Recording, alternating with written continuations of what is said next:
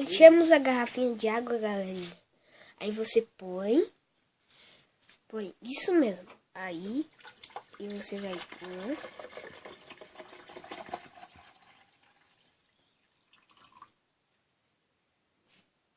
E volta. Aí você vai lá, ou no seu filtro, mas é água filtrada, viu? Não erre, não colocar água de torneira, hein? Aí você... Aqui é. Aí vamos... Aí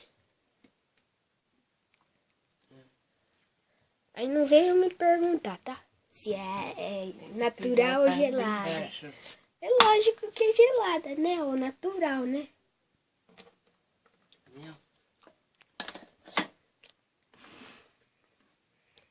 Aí, último passo. A gente vai ligar aqui, ó. Vai. A gente vai virar. Opa, desculpa aí. É que eu abri que a gente vai virar e vai colocar isso. Ó.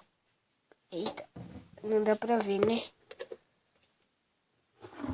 Eita, não dá pra ver.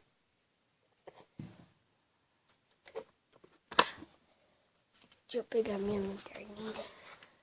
Gente, eu vou pegar minha lanterninha, tá? Porque ali tá escuro. Aqui, ó. Você vai colocar ali. Ou na sua tomada aí que você tiver em casa aí. Mais próxima, tá? Porque isso não é uma extensão, não.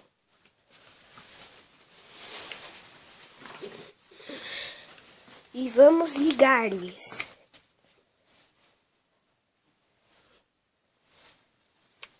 Ligamos.